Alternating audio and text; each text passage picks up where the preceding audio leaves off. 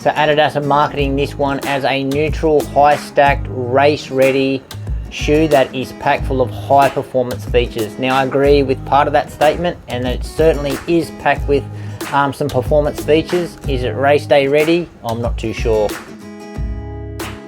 So it's back for its second iteration, the Prime X. So this is the shoe that originally gave the World Athletics regulations the middle finger and pretty much just broke all their rules. So just to start with the weight, it's had a dramatic increase in weight, now weighing 10.7 ounces or just over 300 grams in a men's size 9. Now I'll go on with the problem with the weight later on, but usually a 10.7 ounce shoe wouldn't really scare me off because there's a lot of daily trainers out there around that weight and they feel fine. This one, however, we've got some issues. So price wise, $450 in Australia, $300 in the US. So prices these days are getting ridiculous. I don't know how many people out there are going to be able to afford a shoe like this. Stack height wise, 50 millimeters in the rear, 43.5 in the front, 6.5 mil drop. So in the upper we've got the strung upper. So that's just a bunch of strings molded in a very deliberate way. It gives the foot some support where it needs to, and also gives it some flexibility where it needs to. So that actually works, and it's quite a nice fit. What the strung upper is not, and that is breathable, especially here in the Australian conditions. It's a very hot upper. So some new additions, and this one is a good one, and that's the booty design tongue. So we've got a stretch knit tongue, and that does a great job of locking the foot onto this shoe. You barely need the laces, so the laces have been slightly upgraded as well. No problems with the laces, but yeah, you barely need them. The lockdown is so good just from this tongue. Minimal padding again, so the only padding we've got are some little pads around in the heel counter there, and that's really nice. Heel counter, super duper flimsy. Yeah, we've got our little horn that's just popped up there, so that's just going to assist you getting the shoe on and off, and you definitely need that one because it's quite hard to squeeze your foot in this shoe with that tongue. Fit for me, true to size. This is probably the best fitting Adidas shoe that I have tried.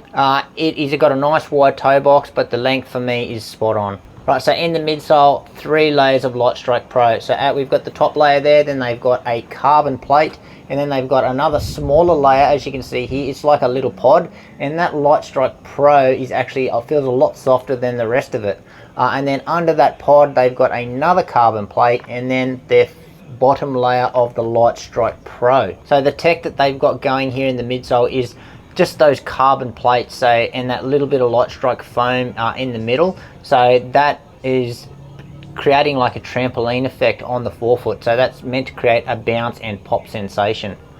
What's also got going for it geometry wise, it's got a really nice aggressive rocker, and for me it's definitely not too far forward, it's just in the right spot. So with all that tech and all this cush, how does it ride? Well, it is quite bouncy, but it's not as bouncy as what I thought it was going to be. So the Alpha Flight one is still bouncier, but this one is still very bouncy, but not the bounciest on the market. So this little trampoline in the front here, this little contraption, does not a bad job, but I feel that I'm getting more energy return through the rear of the shoe. And I think that's got to do with the geometry here and how it's shaped at the back. But yeah, I'm definitely getting more squish and more pop off the back, more so than the front. The rocker is working beautifully with me, and what I've actually noticed is it just keeps the legs rolling forward. You feel like the effort is quite slow and your legs are moving slow because of the weight of the shoe, but you're actually moving along not too badly. So I looked down at my watch and I was actually surprised at the pace that I was going for the perceived effort. So that was quite surprising. But yeah, overall it's a responsive, it's cushioned ride, and I would say bouncy. And outsole wise, so again, Continental rubber. It's a very familiar tread, or it's a very familiar outsole as their other market leader. So this is the Pro 3. So as you can see there, very similar shoes, same sort of rubber. So no issues with grip here. It's a really tacky rubber. It's highly durable. It's really nice. The only differences that I can see, or upgrades that they've done compared to the Pro 3 that really stand out, they've got this new piece. It's like another type of rubber. It doesn't feel like the Continental one here, I think that may be just in place just to add a little bit of stability with the ride. Now, I forgot to mention that before, the ride is far more stable than the previous version. Okay, yeah, so what I'm liking in this shoe so far, so it goes without saying, I do love this outsole. So this Continental rubber is just great. Like, you can't go wrong with it.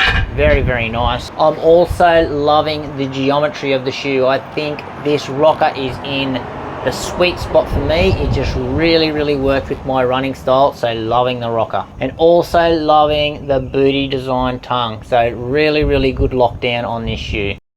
What I'm still figuring out is their system here. So with their carbon plates and their trampoline bounce responsive springy system. Again, for me, I said I'm getting more pop through here. I'm not getting the sensation that it is bouncing through the forefoot. It's in the rear. So still figuring that one out. Now, what I'm disliking in this shoe, yep, you guessed it, it's the weight. And it's not just the weight, it's the distribution of the weight.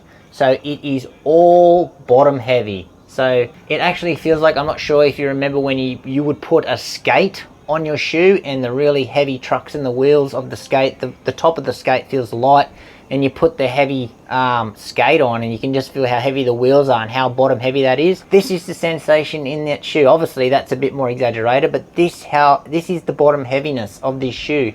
It's killing the shoe. It is killing the shoe. I just don't know what else to say. It makes this shoe sluggish. It's hard to get up and going. You can't really fight. It's hard to fight with this shoe and get it up and going. It just wants to go at its speed because it's so bottom heavy. It just wants to tick and to talk, and you just go along with it. Also disliking the price. So it's just ridiculous. $450. You should never see that much in a running shoe. So just to summarize it all up, this is far from a race day option for me. I don't know who could race in this shoe. They must have the strongest legs in the world. I'll tell you what it is though. It is a cruiser. So it's a nice cruiser that just ticks the legs along. And I think it's so bottom heavy, it just uses the momentum of the bottom of the midsole to keep the legs ticking back and forth. And it's actually quite effective. As I said, the perceived effort was a lot lower for the speed that I was going. I was quite surprised of what the watch was telling me of what this easy pace was. I did try to do some pickups, it just does not want to do it. So where I can see this so far as being a pretty good training option, because it's going to train your legs to run in a heavy shoe. You're only going to get better running in a nice and heavy shoe, and then when you do finally put your race day shoes on, they're going to feel like feathers on your feet. So I think it's got some value in that. But that's just about it from me, guys. Keen to hear your thoughts on my first impressions of the Prime X number 2. So if you've already got this one and you're running it, I'd love to see how you found it. And if not, if you've got any experience in the first version as well, tell me how you found that one. For me, at this stage, I'd much prefer the first version, even though it was super unstable. Anyway guys, thanks for watching. Make sure you give us a like, subscribe to the channel, and we'll see you next time.